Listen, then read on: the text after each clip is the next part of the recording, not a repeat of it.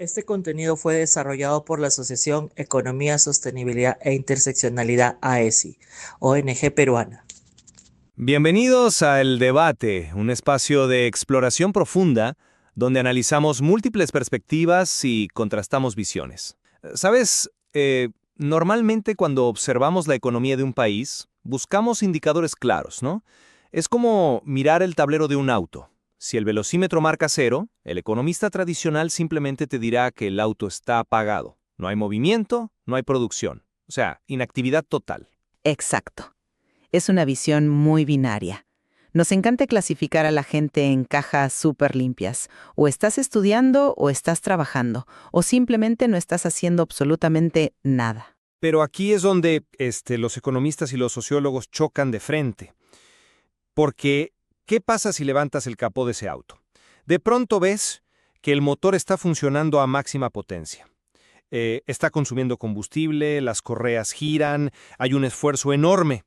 Solo que esa energía se está utilizando para mantener la casa en pie y no para mover el auto hacia adelante en la autopista del mercado laboral. Claro, el tablero te dice 0, pero el motor está hirviendo. Totalmente. El tablero nos dice que la velocidad es 0, pero el motor está a punto de fundirse. Y este es precisamente el panorama, digamos, turbio al que nos enfrentamos hoy. Y es la definición absoluta de un punto ciego estadístico. Un punto ciego que, ojo, afecta a millones. Así es. Hoy vamos a diseccionar el diagnóstico de los jóvenes peruanos de 15 a 29 años que no estudian ni trabajan, conocidos bajo el famoso acrónimo NINIS. Si miramos los datos recientes de la Encuesta Nacional de Hogares, la ENAJO, estamos hablando de más de 1,5 millones de jóvenes en el Perú. Es una cifra tremenda. Sí, es cerca del 18% de toda esta franja poblacional. Es un fenómeno que la pandemia, exacerbó de manera brutal, pero que tiene unas raíces históricas muy, muy profundas. Y cuando ves a 1,5 millones de jóvenes fuera del sistema, surge la pregunta central de hoy. Ajá. ¿Es el fenómeno Nini fundamentalmente una crisis macroeconómica de capital humano y un fracaso rotundo del mercado laboral, o es en realidad un reflejo de estructuras sociales fallidas, roles de género muy rígidos y un trabajo doméstico que simplemente nos negamos a ver? Una pregunta fundamental, de verdad. Y para dejar mis cartas sobre la mesa desde el principio, yo sostengo que la etiqueta Nini enmascara una problemática primordialmente social y de género, donde el trabajo no remunerado y las transiciones vitales son malinterpretadas como inactividad. Y bueno, yo lo veo desde la vereda opuesta. Mi postura es que el estatus Nini es el resultado directo de barreras económicas estructurales que impiden la acumulación de capital humano y perpetúan un ciclo de pobreza casi imposible de romper. A ver, entiendo por qué la economía tradicional dice eso, pero los datos tienen un punto ciego gigante. ¿Tú crees? Sí, porque reducir a 1,5 millones de jóvenes a una simple ecuación de falla del mercado laboral es usar un paraguas analítico tremendamente engañoso. Los propios datos que solemos usar tienen un detalle que voltea por completo tu diagnóstico. O sea, casi 3 de cada 4 ninis en zonas urbanas, el 74% para ser exactos, son mujeres. Es un porcentaje alto, ¿sí? Es altísimo. No estamos ante una masa de jóvenes inactivos cruzados de brazos esperando que el PBI crezca para encontrar un trabajo. Estamos, de manera abrumadora, ante mujeres jóvenes realizando tareas de cuidado, criando niños, atendiendo a adultos mayores y sosteniendo la economía del hogar sin recibir un solo cambio. Tratar de analizar este fenómeno sin poner los roles de género en el mismísimo centro de la mesa es un error grave. Comprendo hacia dónde apuntas, y de hecho llegaremos al tema de género porque es innegable. Pero para desentracar si esto es un fallo estrictamente económico o social, primero debemos entender los engranajes de este grupo, ¿no? No todos los ninis son iguales, y aquí es donde la economía nos muestra una herida abierta. Existe lo que la literatura especializada llama el núcleo duro, o los nini tipo 3. Los famosos inactivos crónicos. Exactamente. Estamos hablando de jóvenes que, al ser encuestados, declaran abiertamente que no buscan ni tienen ningún deseo de trabajar. Y ojo, no son una minoría estadística, superan el 40% del total de ninis. Piénsalo así, esto evidencia una desvinculación crónica y muy peligrosa del sistema. Sí, pero hay matices ahí. Pero déjame terminar la idea de la exclusión, porque no estamos hablando de un chico de clase media tomando un año sabático para viajar, o de un recién graduado mandando currículums.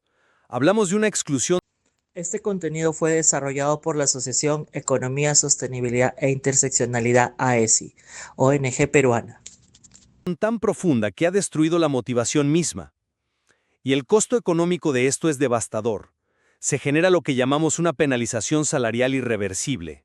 ¿A qué te refieres exactamente con esa penalización en la práctica? A ver, me refiero a que un chico que pasa 3 años como nini a los 19 años no solo deja de ganar dinero, deja de aprender a interactuar en un entorno laboral, pierde la oportunidad de desarrollar habilidades blandas, servicio al cliente, manejo de presión, Claro, la experiencia. talento y el mercado simplemente no puede absorberlos.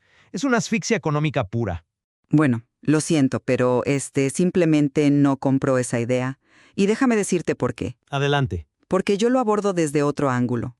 Si miramos la película completa y no solo la foto, la historia es mucho más fluida.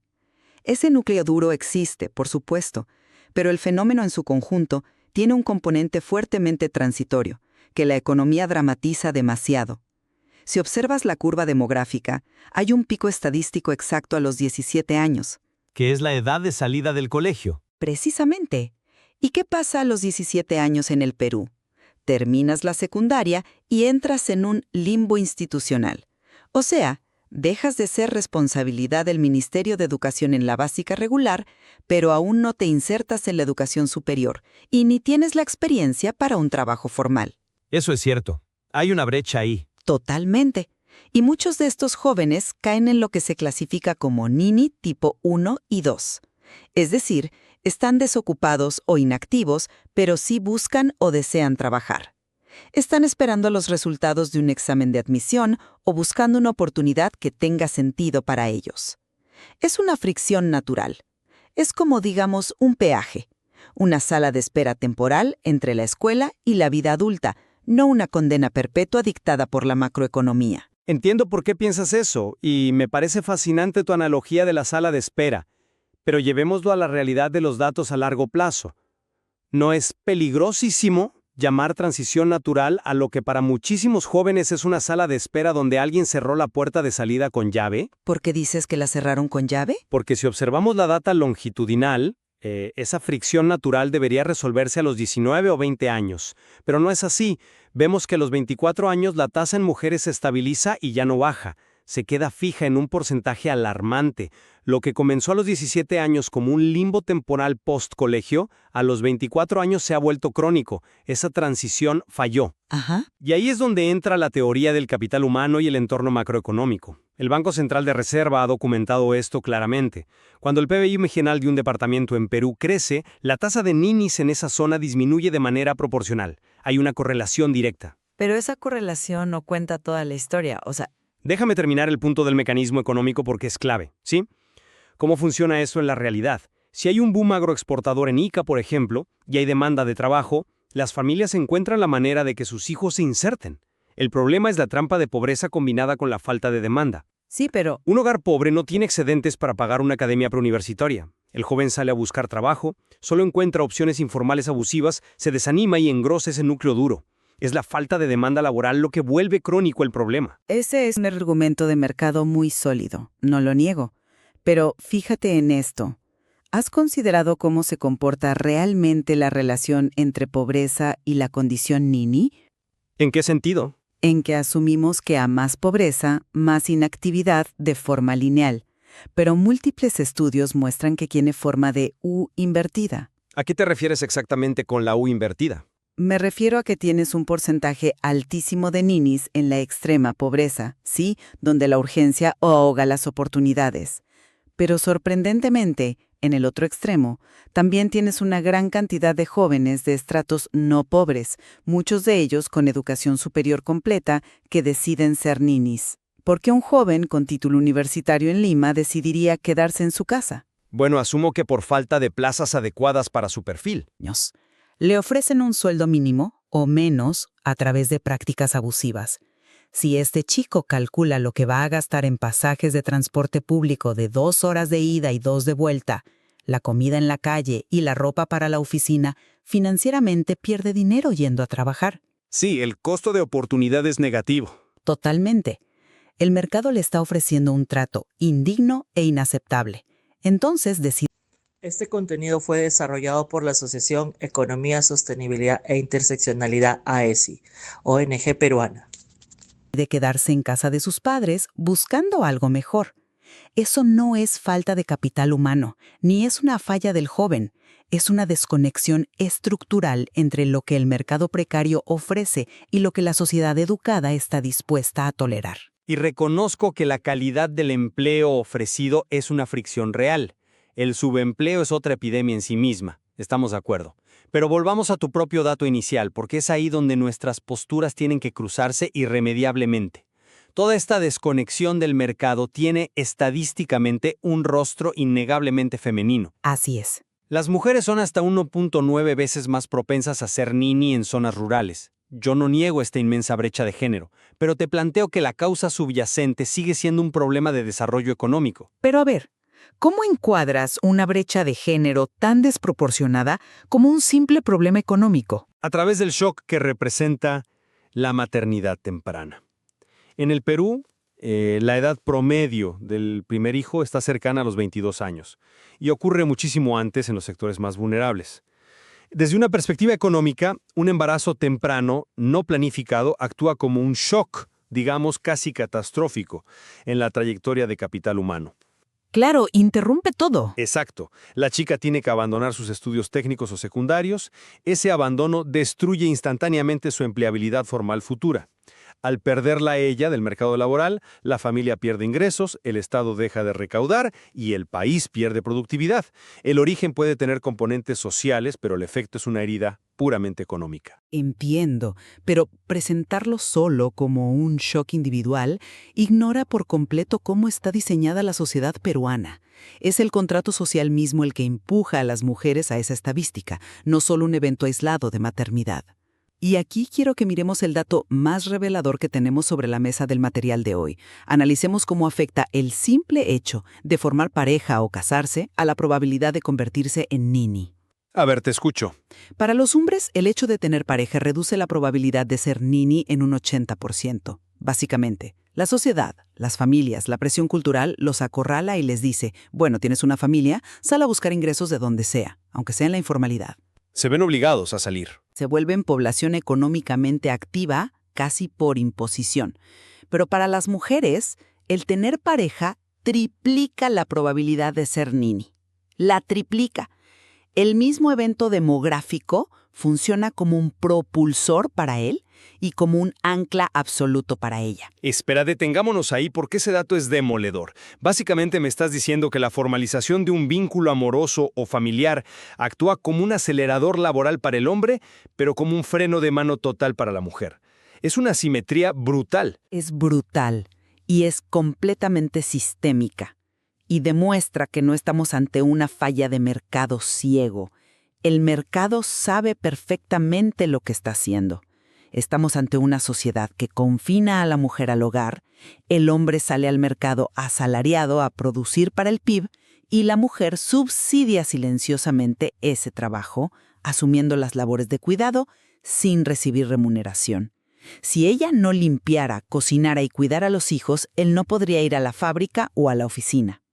Cierto, pero nuestras estadísticas, curiosamente, solo premian al hombre dándole el título de activo. Me parece un enfoque fascinante.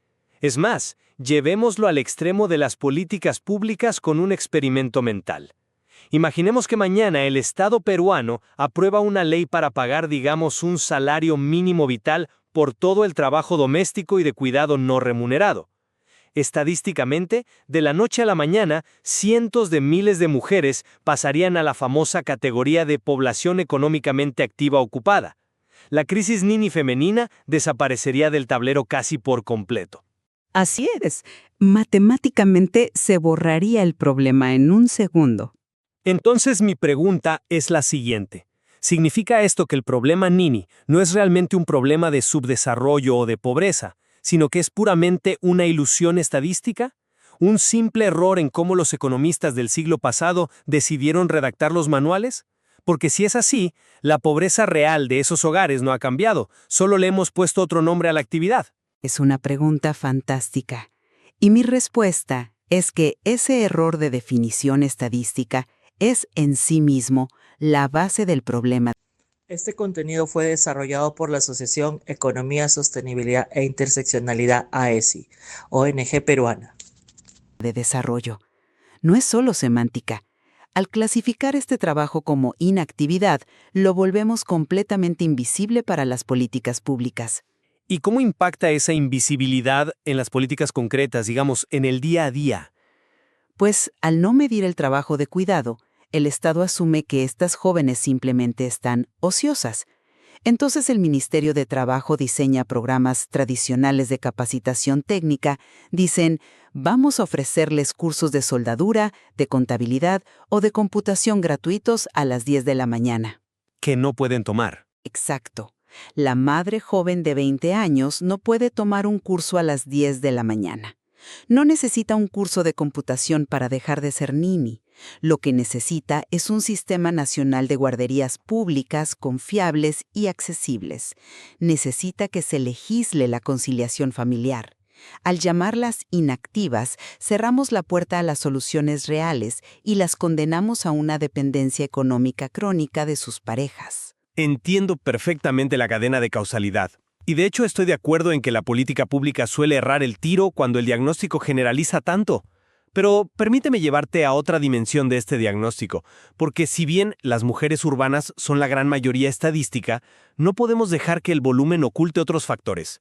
¿Qué pasa con los otros engranajes del motor que se están rompiendo? ¿Te refieres a que la etiqueta estadística no solo oculta el género? Exacto. Oculta capas muy profundas de exclusión interseccional. Hablemos de cómo las características demográficas interactúan con la economía pura y dura. Totalmente de acuerdo. Si aplicamos la lente de la interseccionalidad, emergen subgrupos que están en una vulnerabilidad extrema y que el mercado rechaza sistemáticamente. Pensemos en el idioma y el origen étnico. Ajá. En zonas urbanas, los datos nos muestran que los jóvenes cuya lengua materna es una lengua indígena tienen una probabilidad mayor de ser ninis. Estamos hablando de un 20% frente al 18.7% de los hispanohablantes.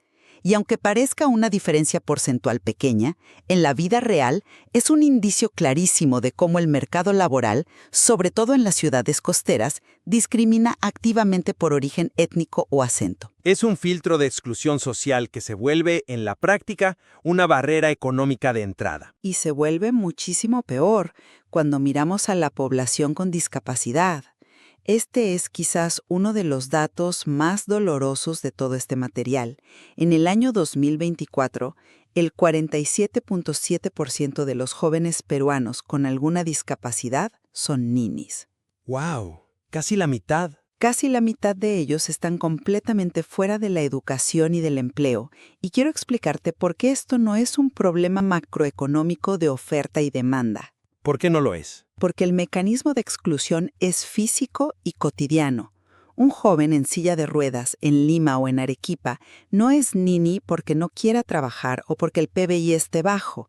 Es nini porque no puede subirse físicamente a una combi o al transporte público para llegar a una entrevista de trabajo. Es nini porque las oficinas no tienen rampas ni ascensores adecuados y porque los empleadores prefieren descartar su currículum antes que adaptar el entorno o permitir el trabajo remoto. Claro, es una barrera física. Es un entorno social profundamente hostil y excluyente. Es la sociedad entera diciéndoles que simplemente no hay lugar para ellos. Coincido plenamente en la gravedad moral y social de esas cifras. Un 47.7% es devastador. Pero fíjate cómo paradójicamente esto nos devuelve a la estructura económica. Porque cuando hablas de rampas, de adaptar el transporte público, de tecnología para el trabajo remoto, de lo que realmente estás hablando es de infraestructura y de inversión de capital. Inversión que la sociedad decide no hacer, ojo. Porque requiere incentivos y liquidez. Estos subgrupos históricamente vulnerables son siempre, sin excepción, los primeros en ser expulsados cuando la economía se contrae. Lo vimos de forma clarísima y muy trágica durante la pandemia del COVID-19. La tasa Gini general en el país saltó de un 16.8% a un 26.6% en cuestión de meses, casi 10 puntos porcentuales de golpe. Porque las redes de apoyo informal y las escuelas cerraron. Exacto. pero también porque cuando la demanda laboral se desploma y las empresas entran en modo de supervivencia, Este contenido fue desarrollado por la Asociación Economía, Sostenibilidad e Interseccionalidad AESI, ONG peruana. abandonan cualquier esfuerzo de inclusión, cortan las posiciones remotas, dejan de invertir en adaptabilidad, para integrar a la población con discapacidad o para cerrar la brecha en los jóvenes de origen indígena en zonas urbanas, necesitas crecimiento económico que permita al Estado recaudar y construir ese transporte público accesible, disaje y adaptar los puestos. Todo eso requiere intervención económica activa, crecimiento del PBI e incentivos fiscales. No basta solo con la concienciación social de que existe discriminación. A ver, es un argumento pragmático válido, obviamente, sin recursos económicos no construyes infraestructura, ¿no? La economía dicta el tamaño de la esponja para absorber talento, pero, y aquí es donde difiero radicalmente de tu visión estructural, asumir que el crecimiento macroeconómico por sí solo, o sea, esa teoría del chorreo automático, va a solucionar el problema Nini, es una ilusión peligrosa. Pero la evidencia demuestra que el crecimiento reduce la pobreza. Reduce la pobreza monetaria, sí, pero mira la historia reciente. Hemos tenido décadas de crecimiento sostenido del PBI en el Perú antes de la pandemia. Había boom minero, expansión comercial. Y sin embargo, la tasa de Ninis en esa época de oro apenas se movía. Estaba estancada en la franja del 16 al 18% año tras año, porque el crecimiento no los absorbía. Bueno, había barreras. Porque había un piso. Una barrera que la macroeconomía tradicional no podía perforar con simple inyección de capital. ¿Y de qué está hecho ese piso, a tu juicio? Ese piso, ese muro invisible, está hecho de barreras estructurales súper profundas. Está hecho del sexismo institucionalizado que confina a las mujeres al hogar. Está hecho del racismo que filtra los currículums de los jóvenes indígenas. Está hecho de la falta total de accesibilidad para personas con discapacidad que no se soluciona solo con tener un PBI alto, sino con voluntad política real. La economía puede crecer al 7% anual, pero si no redistribuyes las labores de cuidado en los hogares, esa joven madre de 22 años seguirá siendo una nini. Entiendo tu resistencia a ver esto como una variable predominantemente económica, pero no podemos escapar del hecho de que a largo plazo todo el bienestar social que reclamas, las guarderías públicas, el transporte inclusivo, la educación de calidad, se financia única y exclusivamente con la productividad y los ingresos de la población activa. Y para mí, el balance de toda nuestra conversación de hoy reafirma mi posición inicial de forma contundente. El fenómeno Nini, especialmente en su forma crónica, representa una hemorragia incalculable de talento y capital humano para el Perú. Aunque ese talento esté trabajando sin paga en sus casas, ¿no? Pero no está generando valor agregado a escala nacional que nos permita salir del subdesarrollo. Los datos son claros. Hay una fuerte correlación entre esta inactividad, la perpetuación de la pobreza monetaria y el bajo nivel educativo. Ese joven de 16 años que abandona la secundaria hoy por falta de oportunidades económicas arrastrará esa cicatriz en su potencial de ingresos para siempre. Por ello, insisto, la solución primordial pasa por políticas de reactivación económica agresivas. Generar demanda genuina de empleo acoplada a sistemas de retención escolar es la única manera de romper la trampa de pobreza de forma sostenible. Y mi conclusión, después de pelar y analizar todas las complejas capas que hemos discutido hoy, es reafirmar que tratar de clasificar a más de 1,5 millones de jóvenes bajo una sola etiqueta económica homogénea es un grave error que condena al fracaso a nuestras políticas públicas. Porque asume que todos necesitan lo mismo. Exacto. Los datos y los escenarios que revisamos nos han demostrado que dentro de ese enorme bloque de inactividad aparente tienes realidades completamente divergentes. O sea, tienes a una madre joven sosteniendo la economía del cuidado en la invisibilidad total. Tienes a adolescentes de 17 años en etapas de transición lógica. Tienes a jóvenes con discapacidad que están esperando que el entorno físico deje de rechazarlos. Mientras no reconozcamos el enorme valor del trabajo doméstico que realizan esas mujeres y mientras no abordemos las causas de la discriminación social, las soluciones puramente económicas van a seguir resbalando en la superficie del problema. Creo que hay un punto de convergencia innegable entre ambos al final de todo este recorrido, y es el reconocimiento de la inmensa y compleja heterogeneidad Este contenido fue desarrollado por la Asociación Economía, Sostenibilidad e Interseccionalidad AESI, ONG peruana. de este grupo poblacional.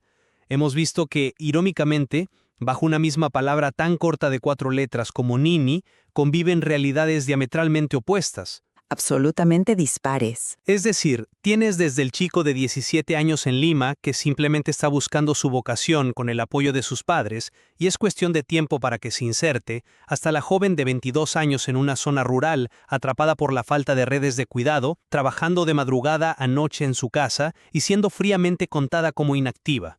Esa convergencia en el diagnóstico es vital, de verdad. Nos exige a todos, no solo a los diseñadores de política, sino a la sociedad, ser mucho más precisos, empáticos y quirúrgicos cuando pensamos en cómo integrar a esta generación que está quedando marginada. Así es. Resulta fundamental mirar mucho más allá de la superficie lisa de los números agregados. Volviendo a la imagen con la que empezamos hoy, el velocímetro en el tablero económico puede estar marcando 0. Pero ahora sabemos que estamos obligados a abrir el capó, ensuciarnos las manos y revisar cada pieza del motor para entender dónde se está perdiendo la energía de nuestros jóvenes.